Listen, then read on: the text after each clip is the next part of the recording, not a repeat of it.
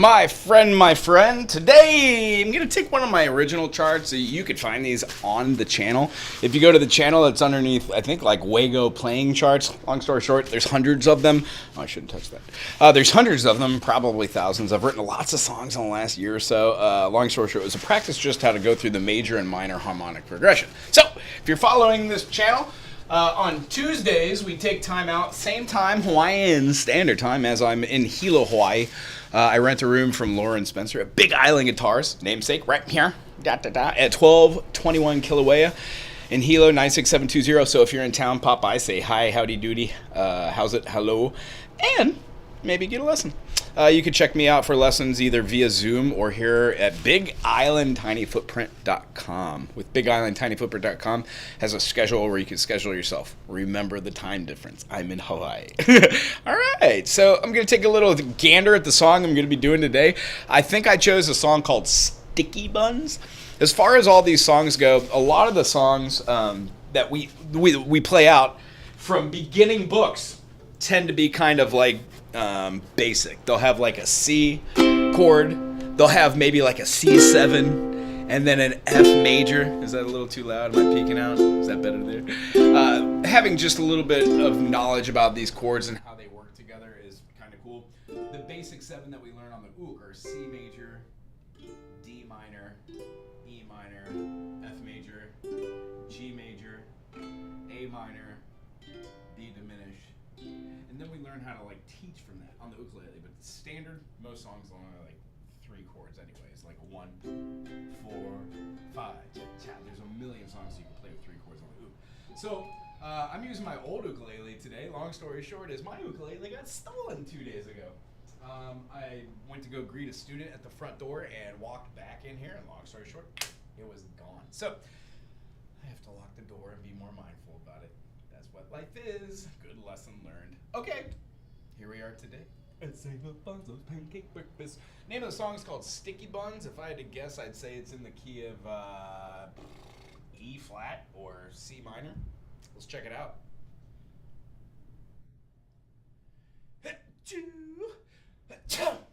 Woo, jeez. Yes. There we go.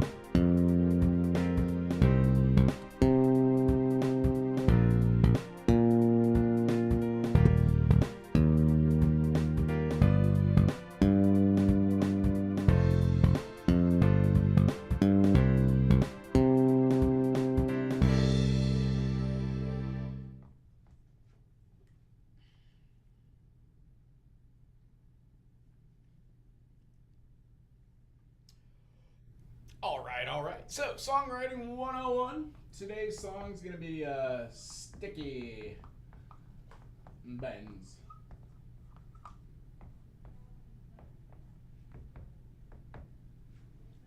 Right on. So what I like to do is talk about a little bit of chart writing. Let me zone in here so we're not looking at the wall. The wall of fun. There we go. So songwriting of 101. Today we're going to be doing Sticky Buns. It's just a random song from random charts that I have on a random channel. My name is Wago. So the first measure, let's see here. What do we have? We had a boom, boom, ba-boom. It's a C minor. Pretty cool. If you have your instrument along and you feel like helping writing and you're in the comment section, please help write. That's the whole purpose of this.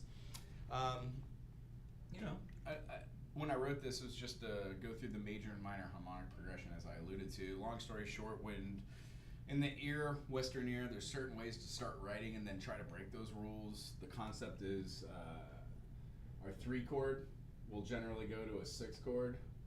Our 6 chord will generally go to a 2 or a 4 chord. Then we generally go to a 5 chord, or we go to a diminished. And then somehow we get back to the 1. So if you look at anything like, I don't know, like the Beatles, Frank Zappa. Actually, that's a bad example. 2 horrible examples. Those are 2 examples of bands that totally break the rules. How about Tom Petty? Go listen to Tom Petty. You're talking about chords that are 1, 4, 5 the whole day long. This little example here, this really isn't just the way to do it. However, this is a great way to do it. So if you've never seen this before, maybe ask a question about it, and I could directly talk to you about it and give you some resources. I'm not the only person out here that's talking about this. I'm just one person. I'm in the process of fully understanding this. And after writing 3,000 songs and then picking like 60 of them to be geared towards an ukulele book, the idea is I'd really like to try to see if we could do this and simplify these songs, write cute little melodies, and then put out some fun little lyrics for people to jam along with. The whole idea is if most people, when they're starting, learn how to play like a D on a ukulele like this. If you're a guitar player or a string player, you would play your, a D or an A like this. Long story short, a lot of people just do bars, B-A-R-R-E, kind of like either if we're doing fretboard fingerless, like pizzicato going over the top for a violin, cello, contrabass, something like that. And then as far as like picking individually,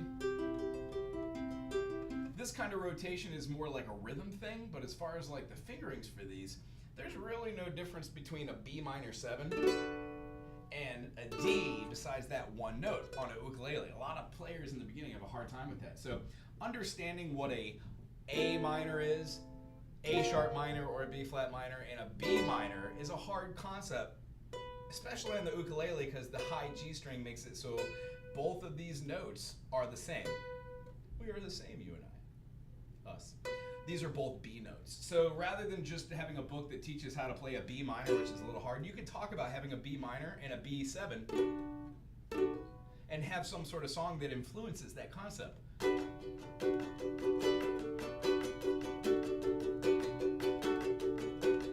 lot of the books don't have intros or vamps.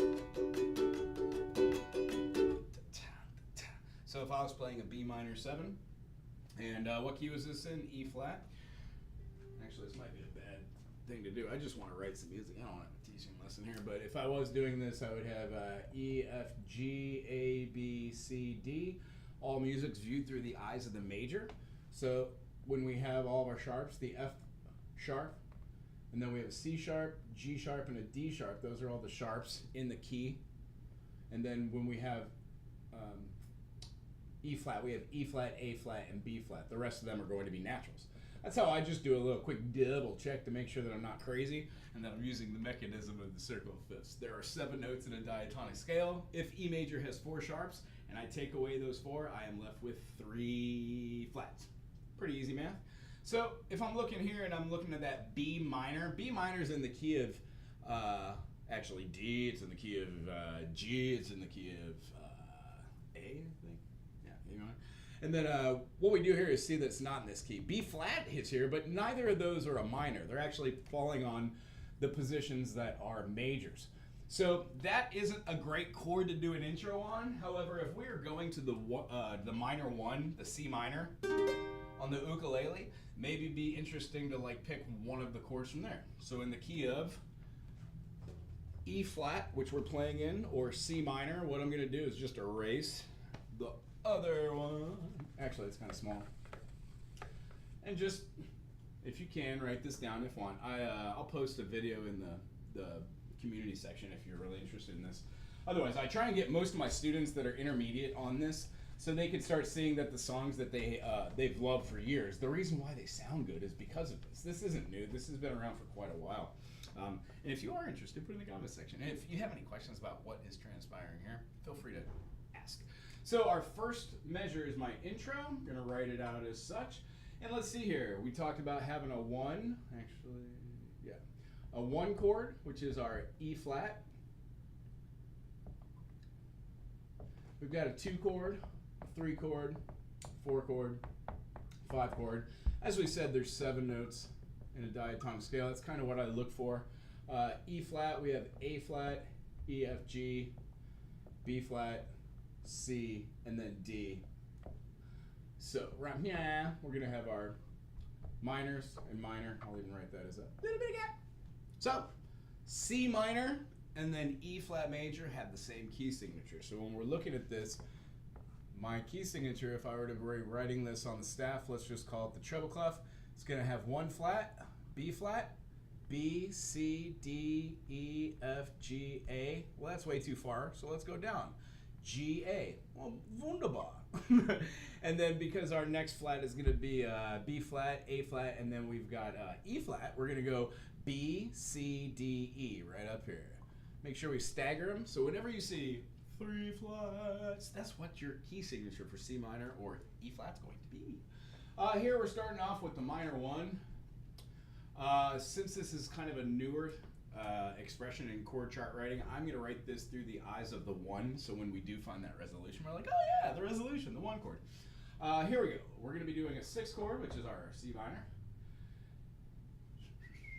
And then one thing we got to do is talk about the time signature. It seems as if there is no time signature marking on the chart that we just saw, so it's in common time, 4/4. Just going to put a C right here, and just so we don't get confused, because there's going to be a lot of nonsense on this board in a minute, I'm just going to put 4/4. You betcha. Double bar here, nice and dark, so that's the first one. We're going to be moving into our second bar, same as the first, so I'm going to put a little repeat, save myself some writing, and then we're going to be going, doing a little bit more writing. Boom, boom. And then what I want to do is make sure I have all my measures. 1, 2, 3, 4, 1, 2, 3, 4, 1, 2, 3, 4, 1, 2, 3, 4. Doesn't seem like we repeat that, and it ends. So that's the end of the A section. Now it's not, or the end of the intro. It's not written on the chart in there, but I do need to put a double bar because that's the end of that section, and we're going into a new one. The new section is the verse, or the A form, the start. And let's see here. It continues that minor 6. Now here, I could have put the time signature right here, but I don't really need to because the time signature has not changed. It's still in common time. There are 4 beats per measure. Each one of these is a measure, and the quarter note's going to get the beat. So the beat is the pulse. It's like if we're thinking about this is going to be at like, I don't know, what was this one at? I think it was like 90 beats per minute or something. Yeah, boom, 90. If for today, we're going to probably take it down to like 80 beats per minute, and that just helps us to get it fix on those chords and have melodies pop up while humming along. Okie dokie. The next one when we go to is going to be a B flat major. Now we're looking at our chord chart over here. So a 5 chord, you betcha, it's going to be our B flat. Draw another bar because this is worth 4 beats. And then when we take our next measure, we're going to have an E flat. Our E flat is the 1 chord. So right here we've got an idea about how our harmonic major progression goes. Remember from the aforementioned, we had 3, 6, 2 and 4, 5 and 7, and then 1. Well, we just went from a 6 to a 5 to a 1. Boom. This next measure right here, let's see what happens. What are we going to? Ooh, F minor, a 2 chord. Now this is somewhat unusual after going right from the 1 chord. Not too unusual, but usually when you go up in step by chord, this way, changing the center of tone from the 1 chord, it wants to pull towards the 5 or the 4, the dominant or the subdominant. So right here, by utilizing the 2, I'm actually putting a little curiosity in this whole function. Let's see where it resolves to. Oh, it goes back to the 1. That's not fun. Yeah. I guess so. Going back and forth works. It only lasts for a measure. Then we've got another 5 chord. Generally, when you see a passage like this cadence, it has a repeating theme. So when we go through here, we can actually analyze, do these cadences and patterns line up. Sometimes what I do is I go back and I look at, can I put negative harmony in there? Which means just like if a chord sounds one way, it might sound another way, changing the notes around, using the circle fifths to view it from something further away from the point of tonality. Meaning the further away you get from your root structure in the circle fifths, let's say we're up here at C and I went down here to B, the further around the circle you get from your family of chords, the 4 and the 5, the majors, and then going through here and seeing your D, your A and your E are going to be your minors right here, and then B is going to be your diminished. The further away you get from there, that's how the idea of tonality works. So quite literally, when you're playing, or quite physically too, C to G, well, no matter what you do, when you get away from that,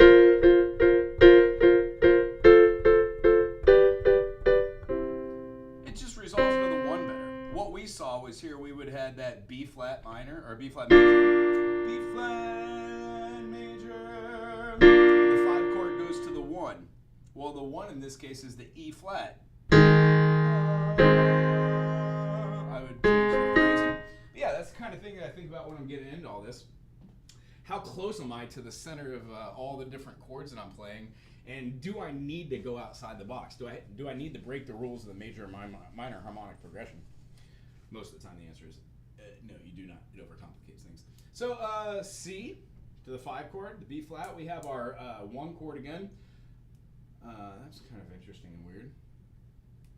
Wait a minute, is that right? A section, we have C, B flat, E flat, F, C. Oh, I wrote it incorrectly. That's why that resolution did not make sense to me. When we did that, it went weirdly. We're starting our whole thing again here. See how this repeats? The whole idea and the concept I was saying about that. Now at a point in my writing, I kind of think of the 1 and the 6 as being the same in certain contexts. The natural minor, depending on where you play it, just completes another aspect of the major. Let me show that through the eyes of C. Key of C major, 1, 3, 5. If we take an E minor, the C to the B, that dissonance, is a dissonance this way as a major 7, and then this way as a minor 2nd. 7 plus 2 is 9, so it fits. If I take this and add the E, now that chord sounds gorgeous. And somehow that dissonant combined with the triads makes it feel as if it was always meant to be happy and light and airy. Okay, this next chord we're going to be going to is going to be the same as the 1, so there is that 5-1 resolution. And then here there seems to be something interesting. We're going to be holding the 1, and we're repeating it. Now when we hold the 1 here, we're not going to do this the second time we go through. Since we have a repeat, we're going to put our repeat bars right up. They're just 2 little dots. Some programs and some ways of writing have little brackets around them to make sure that you can tell the difference between the different sections, which is also acceptable. And because I know there's going to be a second section, rather than putting it down here and confusing myself, I'm just going to write it here as if going through the whole thing and then going down here, not going through. And then I need a bar marker to say where we're at. And then I just want to look ahead here. Looks as if we're going to a G7. Now, in context of this, our key structure that we're looking at it is the E flat. There is no G major because the 3rd of every major chord is going to be a minor chord. So what I want to do is look at that chord, but more importantly when I'm chit-chatting about this right here, I want to make sure that when I put this, we know that that chord's not inside of our key signature. So, look at me being arty. Can you see that? Nice. All right. And then I'm just going to draw the end here, put a double bar. That's the end of that phrasing. And there is a coda in this bar, but I'm going to wait to go through the song to put it back in. But we're going to put our little coda right here, which means we're going to have our, hold on, pass this around. I'll talk about that in just a minute. So, this is our phrasing. Let's take a gander, see what it sounds like over there on the piano.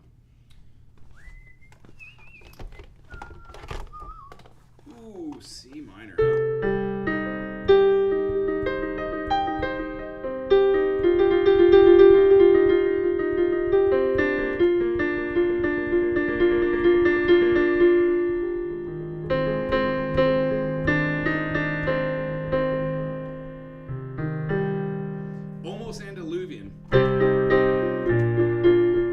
Andaluvian cadence, just going down in steps. No. C minor.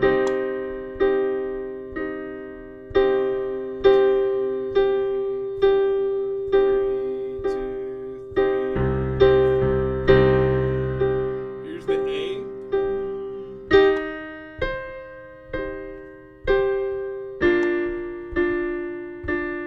I don't know why I picked the pulse.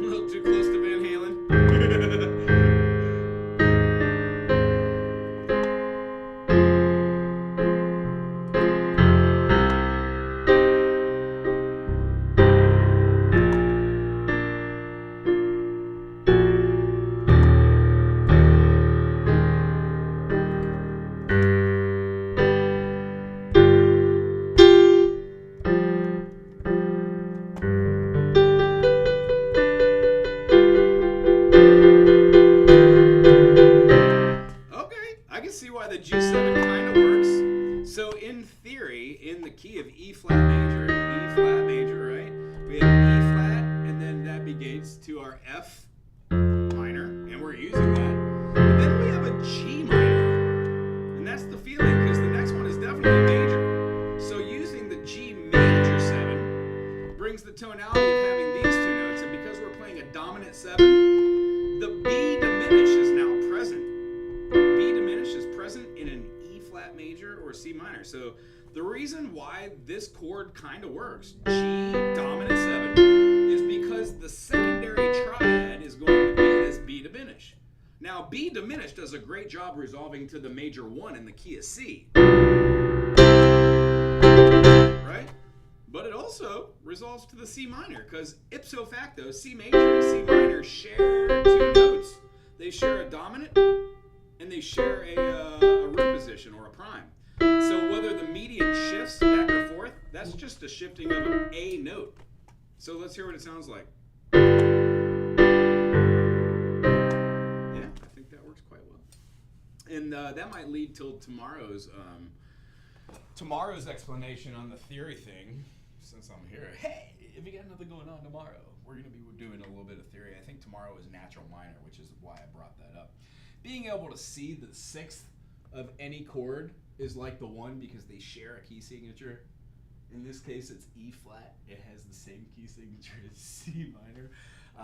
It really eluded me when I was learning how to play music, especially on the guitar, because bar chords are hard. By the way, Yamahas are wonderful instruments. This was gifted to the music room here by some of the people that come to the workshops. Very cool. As soon as we find somebody who does not have an instrument, we get that done. But didn't have to do anything. This is set up perfectly nice. I left it leaning up against the wall. It is still in tune. Didn't have to do anything.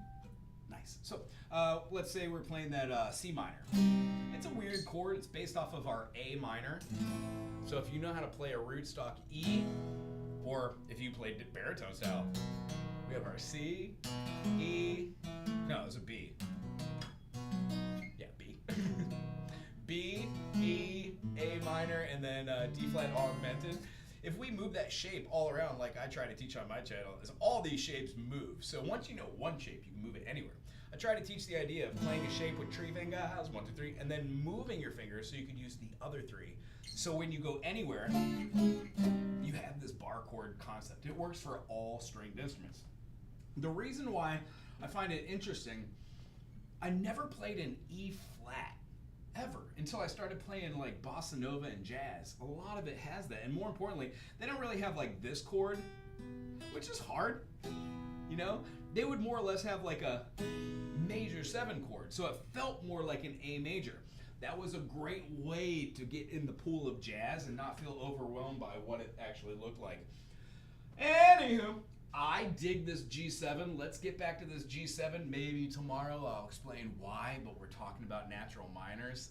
1, 2, flat 3, 4, 5, flat 6, flat 7.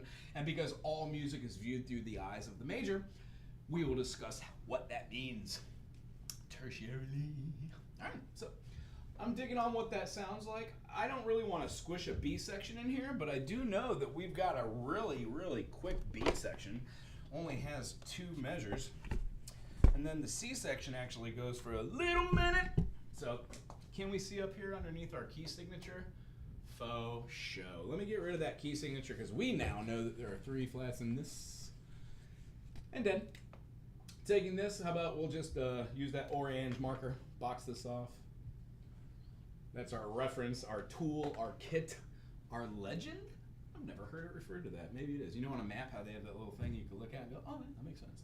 That's our legend for this song.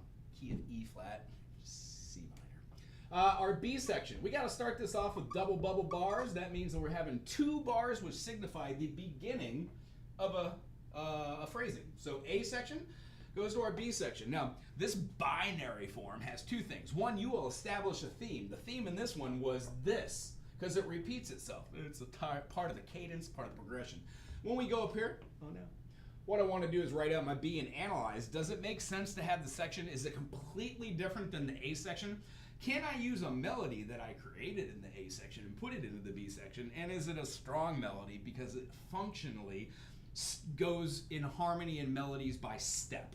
Not meaning it's jumping in leaps and bounds. Try not to jump octaves. Try not to jump to augmented or dissonant type functions. Like a 1 to a 7 feels weird unless you put that E minor, C major on top of each other.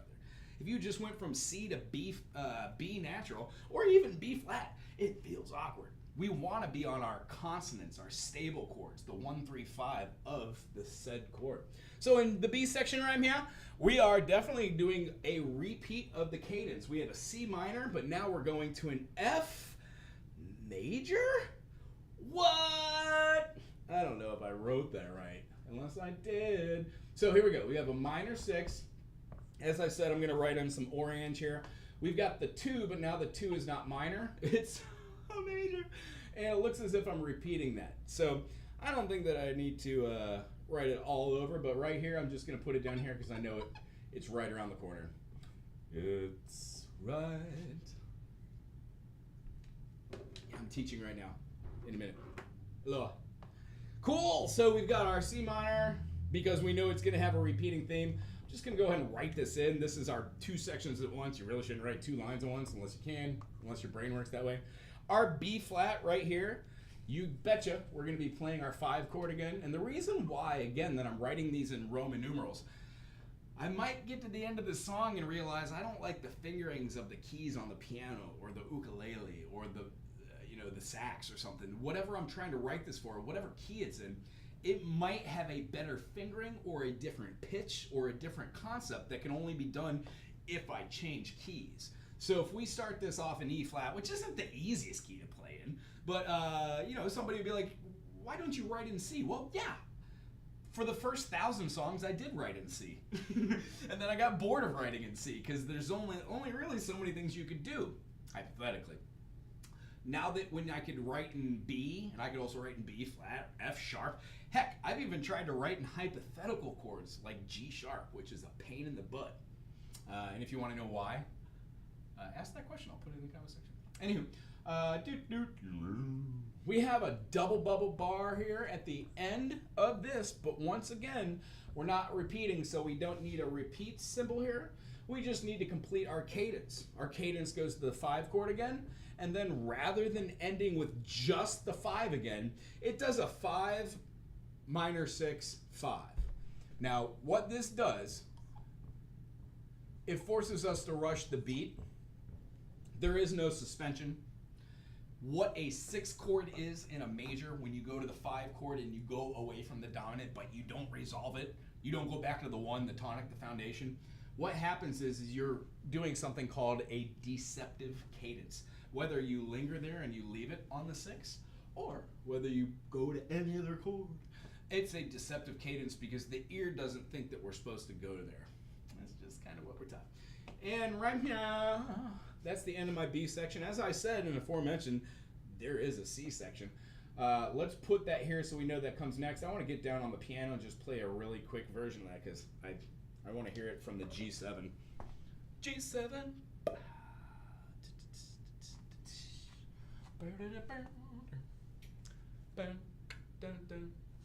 So cool. I'm doing the B section right now. Here's the first chord, the C minor. C minor. Oh, you know what? I want to hear the end of the E flat to the G7 so we could do a pickup chord.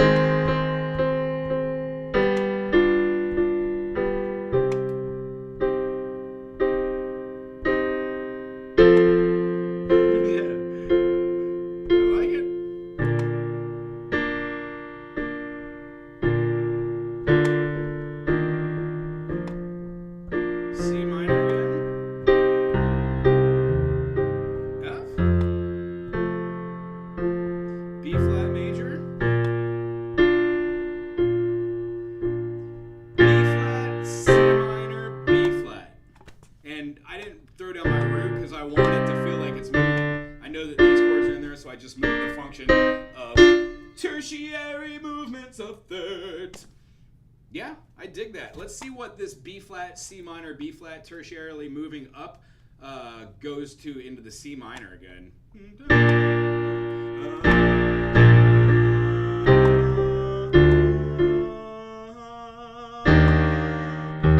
So I feel the E flat over the top of there going back to the C section, but because the C section is the beginning of something new, I don't really want to throw that E flat because in the key of B flat, that makes a sus. It builds unneeded tension that we have.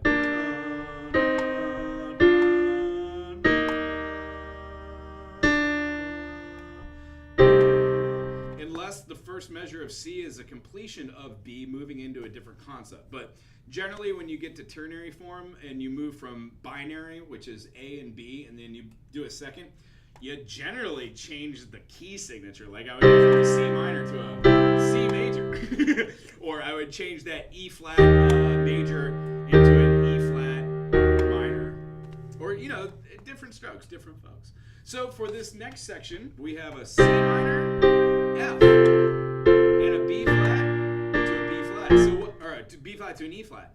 So what we've done is we've taken away the pulse of 1, 2, 3, 4, 1, 2, 3, 4, 1, and we've turned it into 1, 2, 1, 2, 1, 2, 1, 2, A flat, 1, 2, D flat. Oh, buddy. Guess what? We are just going around the circle fifths. C sharp minor, F major, B flat major, E flat major, A flat major, D flat major, G flat.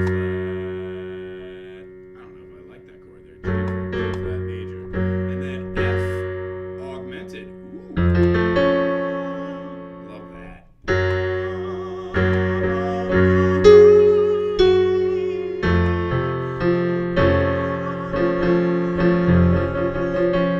That's a sixth, I think. Ooh, there's some dissonance. Minor 6 or the Aug 5. But it doesn't go back to C minor.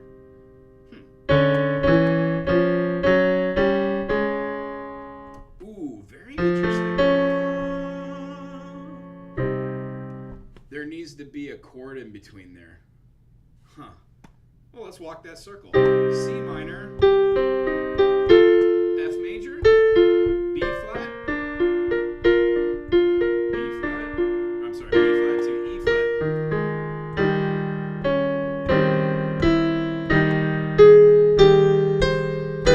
I don't hear any other dissonances that would work there in before the F augmented. Maybe the F augmented shouldn't fit, but I like it.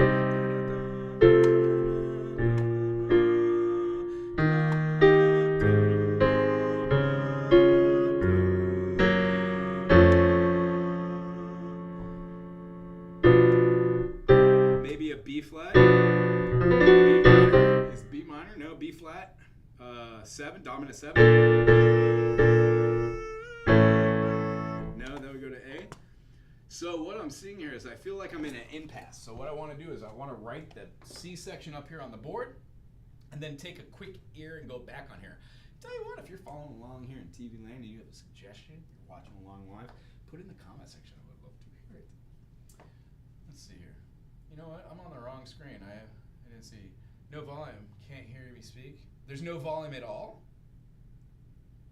Oh, that's problematic. Give me a second.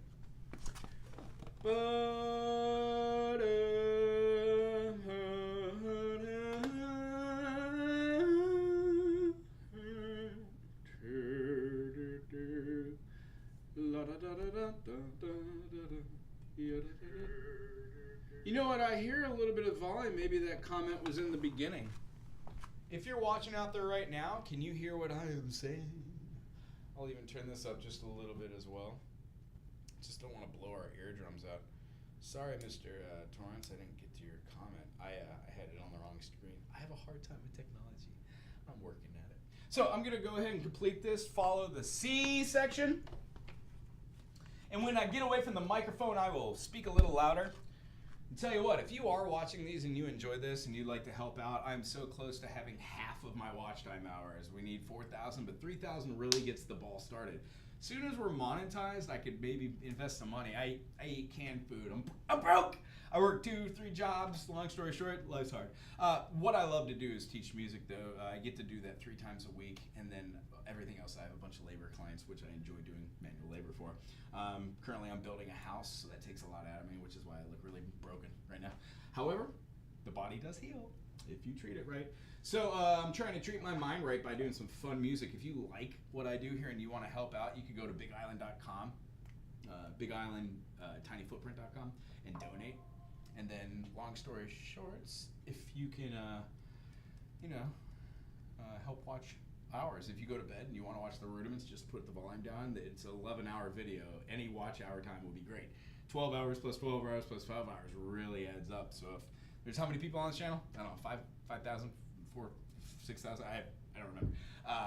If 10% of the people would just do that one night, I think it would click.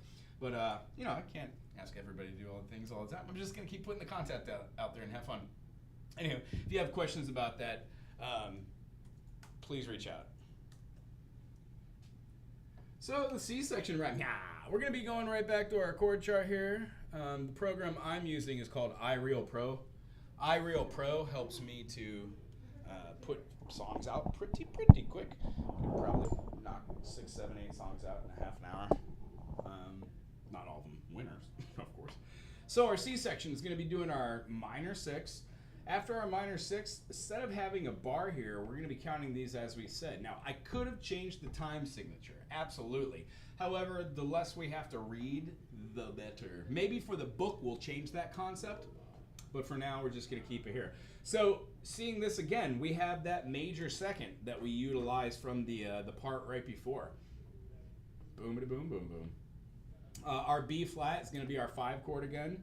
The 5 chord is going to share time with the E flat, so the 1. This is not the end of the passage or the in the form of the C form. So we're going to do our A flat. Now A flat is our 4 chord. Now check it out, 4 chord. It's the first time it made an appearance in the song. How fun. Does it fit? I mean, we are doing the circle. It's part of the circle. 0/5. Now, here becomes an issue too. We have a D. Our D in the key of E flat is our diminished. It's the T-do. It's the resolution note. It's the one that goes right into the 1. When we don't do a T-do, we've got a Ta-do, which is still a resolution. It just has more pull towards the dominant. It is further away from our resolution. What we call this is the 7.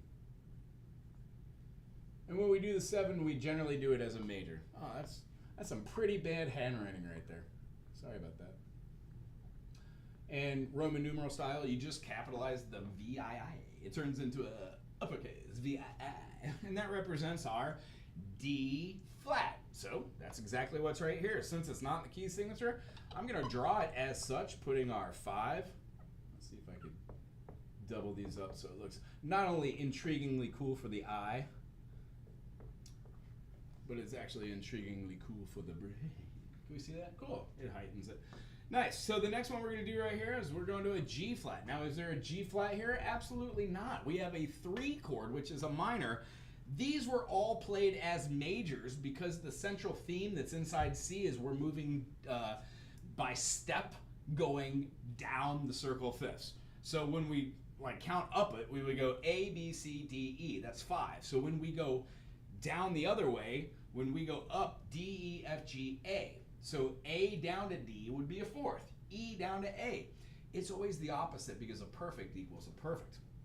We have a bar marker here because it shares the same space that it did here. When we go to our next one, of course, we're going to have that 3, but now we're not having a minor third. We're having a major third. And because this is a 7 chord and because this is a 3 chord, what we have to do is we have to specify whether it was a major 7 or a minor 7. Now here's the kicker. In the beginning of learning theory, it's hard to get this concept. 1, 2, 3, 4, 5, the other names are prime. Major 2nd, major 3rd, perfect 4th, perfect 5th, major 6th, major 7th. Meaning this note is not just the 7th, it is the flat 7. And the flat 7 is representative of the D flat. I hope that makes sense. My drawing is horrible. I should take an art class. All right, so we need to mark it as such. That's our flat 7. Our 3 is also going to be a flat note because our 3 is a G minor. We want a G flat major. See how the Roman numeral represents what the sonority or the tonicity of what it's going to be, major, minor. I have volume at 10 and I can barely understand you. Tell you what, I have horrible gear. I'm so sorry. I could put this right here. I'm working on getting a lapel mic. I'm going to talk to my IT guy, see if we can take the original audio file, maybe boost it. Other than that, if I talk into the mic, is that better? I do apologize. Maybe I'll just stick this out here. I just didn't want it to be in the way. And I should know better. I've done audio sound stuff for companies. I understand the gear is poor right now. I'm just working with what we got. I do apologize, my friend. All right, so moving on. I'll talk a little louder. And maybe I could even point this one up towards me. So the next line that we have here goes to the F augmented. Now, honestly, we know that the augmented's not in here because we don't have augment chords where we sharpen a 5th inside of any of these structures. So our 2 chord is right here. Since an augmented is a major chord, I'm going to put the major symbol, uppercase.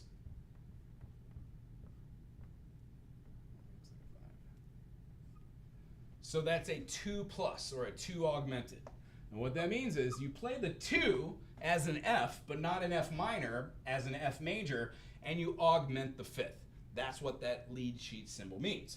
This is the end of that. When we go again, we're going back to the 6. There's our C minor. We're sharing that with the F major again, so we have that 2 chord. Let's highlight that one because it's a little different, you betcha. And then moving on, we've got our B flat. Now our B flat's the 5 chord, so it's made an appearance again, just like up top. Then to our E flat. So we have our 1. We're not done with the whole passage, so I didn't put a double bar. We're going to put one more bar marking down here. And then we're going to be putting down our A flat. Now our A flat's the 4 chord. That's our 2nd appearance. Oops. And because we're doing this A flat as a major, we don't have to change anything about this. It's still the same. It has tone and quality. Sorry about that. This one also shares a measure, but now we're utilizing this G7 again. Since it's outside the key, we've got this 3 dominant, but it's a 3 flat dominant. So when we write this G7 over here, just like that one, it is a 3 flat dominant, meaning we've got a G flat 7, not a major 7, just a G flat 7. Cool, right on. Sorry about that tone. I'll do better. I got a donation of some microphones. I'm gonna go through there and figure out how to work the old school lapel mics. Hopefully that works. That'll really spice up the game. Other than that, the next one we're gonna be going to is we're completing this concept here. So our next bar is going to be 2 minors. So we've got our 6 and then it repeats. So at this point, that is the end. But I do notice it has a DC al coda, which means DC, you go directly up here to the cabo, the head, and then the cabo goes directly to the tail, the capo, or capo up here. Cabo, cabeza, cabo, cabeza. And then we take our DC coda, al coda, and that goes up all the way to here. So it naturally goes up to the top, follows this whole thing again, and when we get to right here, we skip all of this, and then we go down to the outro. In the outro, I'm just gonna put right down here as well. I'm gonna put the receiving coda, a little darker. There isn't a different, you just see coda to coda. I wish there were 2 different types of codas. Maybe that'll change in 100 years. The last measure here, we're gonna be doing an F dominant 7. So a 2 dominant. So we've got a 2 dominant. And again, because these are different, one of these chords are not like the other. I'm gonna jazz them up. There we go. And then F dominant is gonna go to our 3 dominant, but now we're gonna do a 3 dominant sus.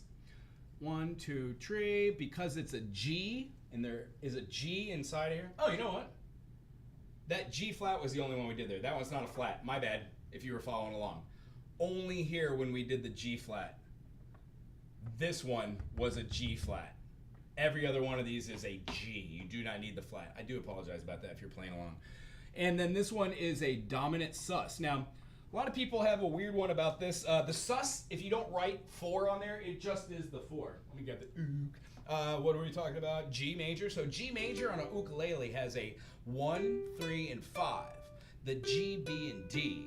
When we play a dominant, we're talking about utilizing the 7th of that key. So it's very good to know G, A, B, C, D, E, F sharp. F sharp's the major 7th. It would be here. What we need is this one, the F. So when we play an F, the 3 and the 5, we get the dominant. G7, or B diminished. When we put down a pinky on the C, we are still playing G, F, D, B, and we've got this C. Has the same effect that any sus4, because when you resolve that, it has the same effect on us emotionally. That's what I think I was trying to do there. Since it is a little different because it's not a minor, I'm gonna put that right there. And then the last chord that we have here is a C major. What? If you're in the comment section right now, and you're following along, do you know what it means or what the term is when you have a whole song that has a minor tonality and then the one chord that makes it a minor tonality, the C minor, turns into a major?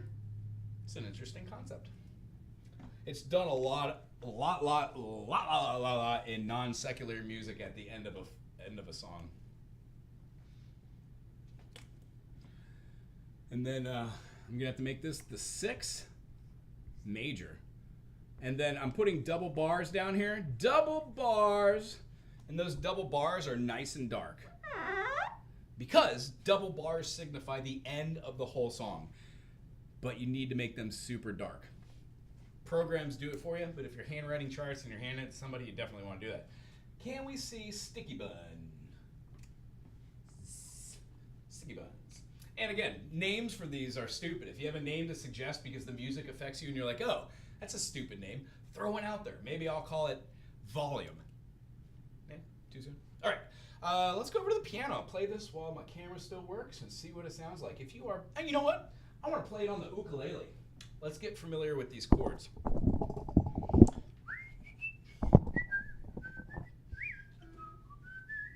Our A section right here, our intro has the C minor.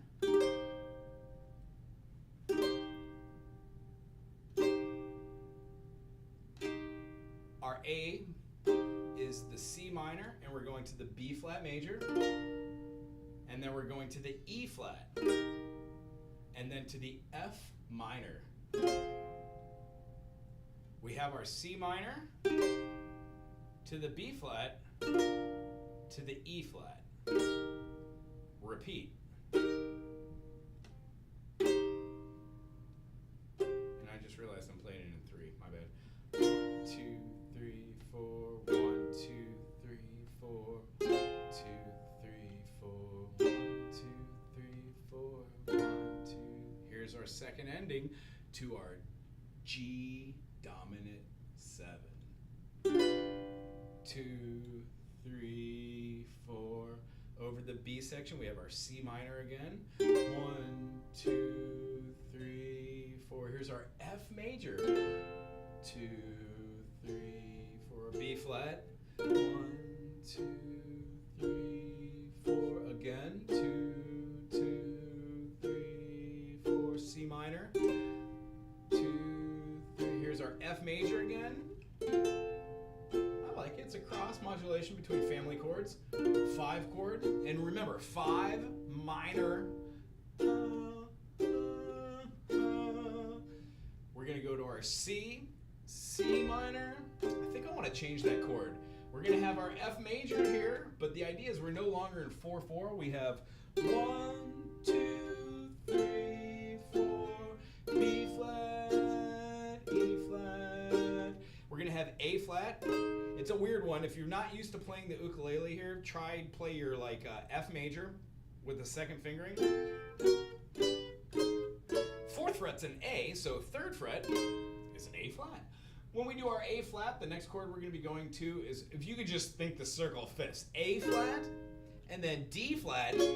D flat looks like a D, the aforementioned in the earlier part of this video, like around the 15-minute mark. Most people play an ukulele or a guitar, stringed instrument like that. I would urge you to play with flat chords and get really used to just lifting up your finger over here to do that number. It leaves a gap for that string, and making bar chords is the bee's knees. Is this a baritone oud? No, it's not. It's a tenor. It's a short scale tenor. My other tenor is just a little longer. However, they should be relative.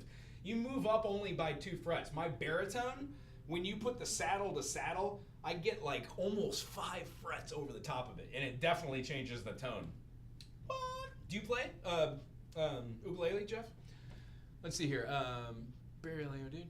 Oh, by the way, when you end a song in a major key, when the whole tonality of the song has been minor, it's called a Piccadilly, or a Piccadilly third. It's a movement onto which you just move that third. Generally, you would fluctuate it, but the idea is if you have a substitute chord and you put a minor from that flat 3 into a major third, it changes the feeling. We're going to get down to that right here. Anyway, these skip spots, we're going to have the C minor, and then we're going to have our F major, we're going to have a B flat major to an E flat, A flat to a D flat, and here comes our G flat major. So G flat needs to go down.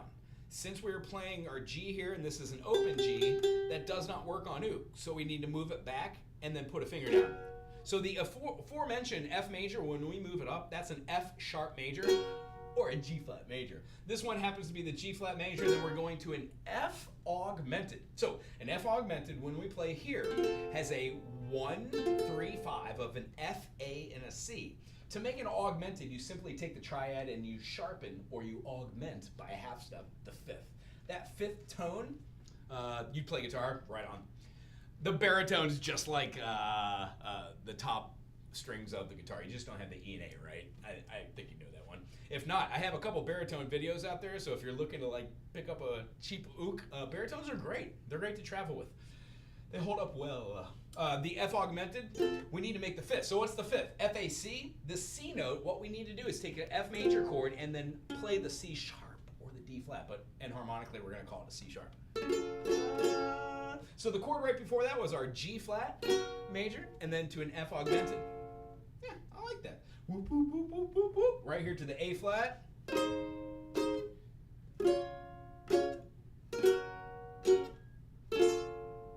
And our C minor to our F major again.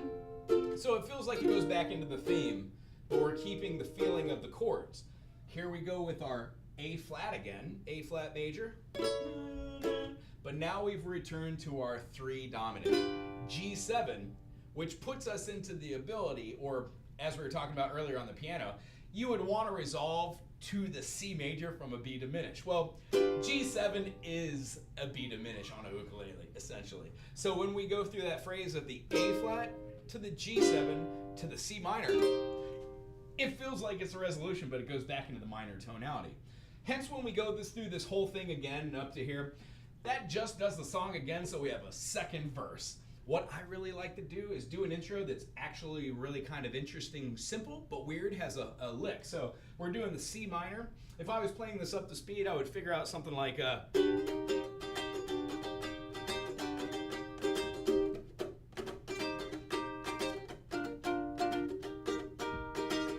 that feel good? Has like a New Orleans shuffle underneath. So when I listen and I write songs out like this, the whole reason why I do this for us on the channel, and more importantly for myself to write a book, is to work this out in real time, to show you what the mental process that I go through. While I was writing this out, I solidified, I do like the G dominant 7 here, very much so. I'm not a big fan of going back into the C minor here from the, and then going right back to this, but because there's a tempo shift there, it's immediately forgotten when I go through the,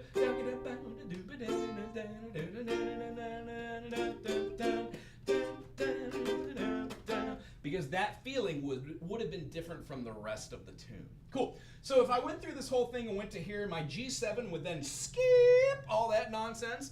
We lived in Hawaii on the Navy base. Oh, heck yeah.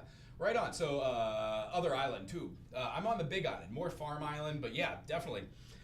Ukulele is a fact of life. This is my old one. It's been sitting in a case, and I just realized those aren't markings on there. That's mold! So I'm going to have to clean this nonsense off in a second. Going through here, also, Hawaii is a great place to visit, too. I came here when I was a kid. I loved it, and long story short is, tried opportunities to play music and move around the nation, meeting people, getting experiences. My thought was, where could I go, which is the most expensive place? No. My thought was, how liberal do you have to be? It turns out this is kind of liberal, little conservative, political nonsense aside. I really enjoy my community. It feels like farmland, kind of where I grew up in Nashville. So long story short is, there's more of a sense of community here. The one thing as a bummer that is lacking here is music and music places to play. There's only a handful here.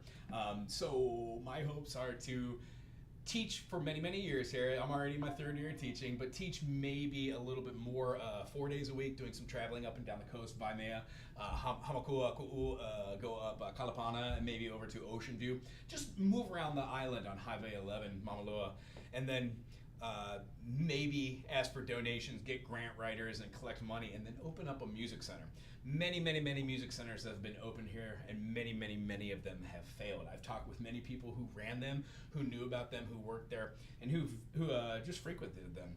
What I'm trying to do is figure out what the community needs, and then find other like-minded individuals and strive towards that goal and provide one more place to play. And honest to goodness truth, I would love to have a stage that people from other places could come and play, that is live televised on the YouTube channel.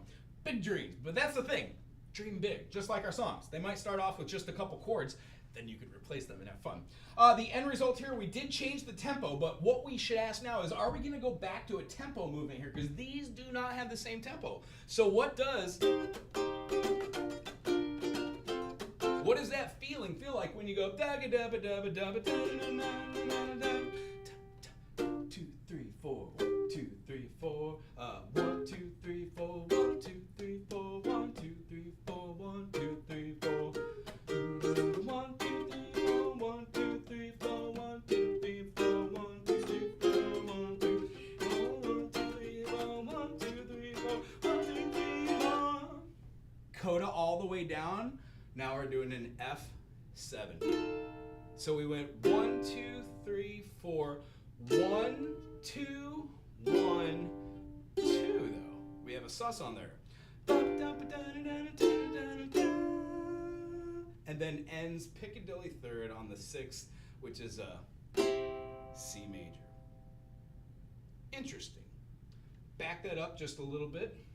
2, 3, 4, 1, 2, 3, 4, 1, 2, 3, 4, 1, 2, 3, 4, 1, 2, 1, 2, 1, 2, 3, 4. So that is atypical classical Piccadilly third. The whole thing feels like minor, minor, minor, minor, minor, minor, minor, minor, major. So takeaway from today is I don't remember when I wrote this. I don't remember any of the chords that I did here. After going through the thing, yeah, there's a couple ones here that I probably wouldn't have done in any other case.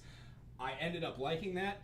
This Piccadilly third ending is probably the only reason why I'm doing this for the book, is to show that is a type of ending. And that's not something you get in a standard My First Ukulele book. And that's the kind of goal of what I'm looking to write here. The other thing here is the time changes. Going to having 1, 2, 3, 4, rather than having 1, 2, 3, 4. You can still subdivide, like by eighth notes, 1 and 2 and 3 and 4 and 1 and 2 and 3 and 16ths, so on and so forth. However, that's a weird change. Maybe if I did not want to go back to the old phrasing of having 4 beats per measure and wanted to keep with that, instead of doing a DC a la coda and going to the top, I would just rewrite this whole thing as a new section right underneath the C section, and then no codas whatsoever, and go directly to the ending. But sometimes things change when you write them over and over again. The reason why I like doing these on different instruments, sometimes mandolin, sometimes bass, is because when you play these instruments, ooh, I'm bending over, and when you switch them around, what happens is, I usually would have to cancel right now at 10 o'clock. I had a drum student cancel today. So, mandolin, if I was playing this, let's see here. What do we have? C minor. Whoops. Me in tune here. Close enough. Cool, close enough. C minor. And then going to the B flat major. A flat. Now the idea is this is when we learn these notes on one instrument, when you start learning other instruments, because of the way that they're tuned, strung, the intonation of them, it gives you different ideas on what to do. I would get a guitar or a mandolin or something that I play more melodically, like full runs, and play minors where minors are appropriate. Play majors when majors are appropriate. And then look at those. How do I use just pentatonics, you know? How do I do separations? And can I make a melody line out of these? And here in this song is the weirdest part of the whole song. So what I would do is I would go through this system here, and I would make sure that I'm not just embellishing, putting something that isn't needed there.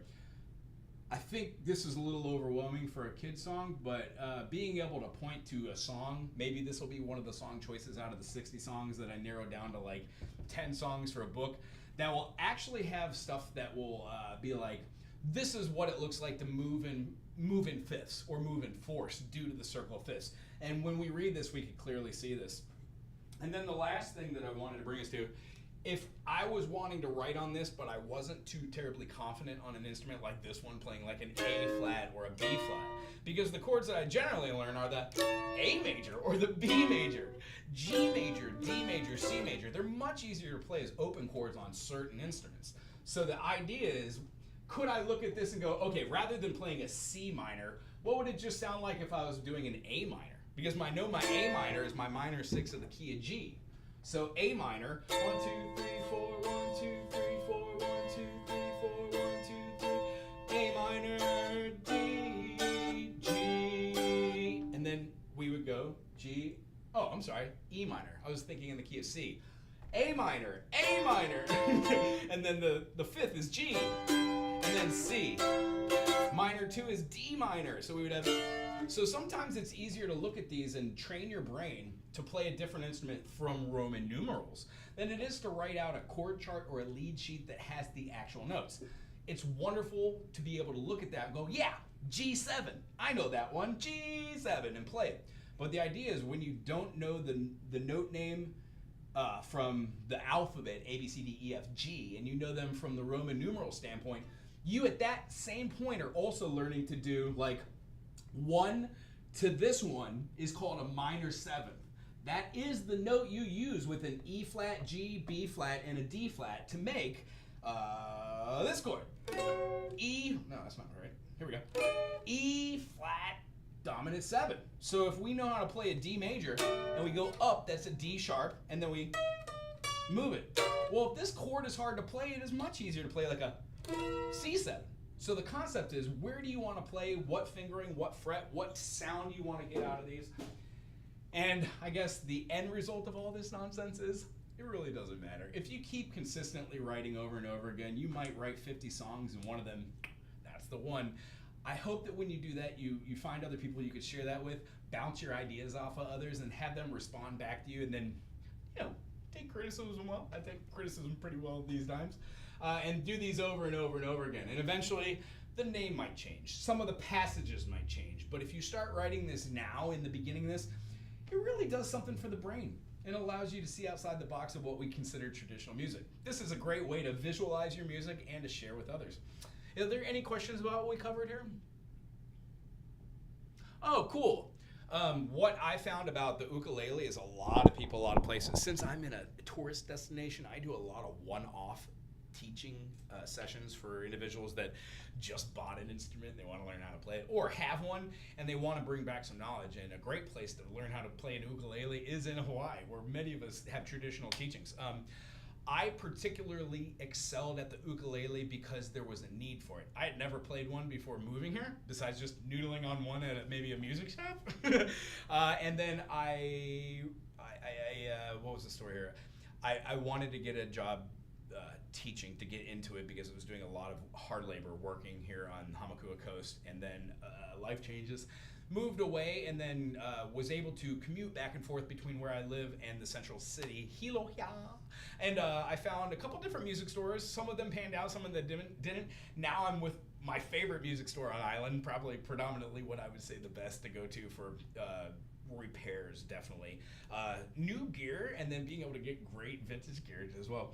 Spencer and Laura Huna at Big Island Guitars. So the thing that kind of got me in the uka is I went on Craigslist before I knew Craigslist here was damaged by the individuals that use it, and that I found an ukulele for free. It was a dinker. I still have it. I give it to kids when they don't have one so they can borrow it to rent until they do get one, or I find them one. And then, the first song I played, I think, was the fairy music from Zelda. Hearing the music in my head that I listened to when I was younger, and then trying to dink those out on the frets. And it took like 3 or 4 hours to realize that it was the top strings of a guitar. And that a G there was really weird. So we already had the ability to play chord structures. Knowing a little bit about guitar helped me move up and play it like a lead instrument. But the real bread and butter behind the ukulele is being able to do the different rhythm patterns and keep that up, and then phonetically and systematically use syncopation of words over the songs. What I didn't realize was, not knowing Alelo, the Hawaiian language, it's very hard to sing these songs. So these last several years of learning Alelo and learning ukulele simultaneously has broadened my my mind musically and then worldly, as far as like understanding another person's culture, understanding another person's words and how they use them to express themselves. Like in chorus in high school, I learned a lot of German and French. That was a lot of the music we did. In college, it was different. It was Portuguese. And we had a bunch of different Baroque pieces and mandrigals and stuff that caused me to understand and learn different concepts that I'd never seen before. What happened was all that information just gets filed somewhere, but those writing concepts do come out on the ukulele, and it's a wonderful thing to bring back. Some of the furthest away places that I've taught ukulele to people here that they took it back was Germany. There's a huge ukulele following in Germany. Oregon on the mainland is, and apparently there's moving over to the New England territories, which is pretty snazzy groovy. Anyway, I need to do some videos today and do some back work. If you have any questions about what we covered today, Songwriting 101. I hope this is just a little bitty, insight into what another individual does. And then if you have any comments or questions, or if there's something I could do better, like if you see me making an error like here, if if you don't like something here, put it in there. I'm very open and interested to hear what others think. Anyway, thanks for being here today. I hope you have a great day. And if you could, watch any of the videos. Let's try and clock those watch time hours. I think we're at like 13 something. And I need 3,000 at least to get the ball rolling, at least to be recognized. Anywho, I appreciate you folks. Aloha. Bye, Jeff. Bye, Mr. Torrance. Sorry about the volume. I'm going to work on that lapel mic this week. I swear.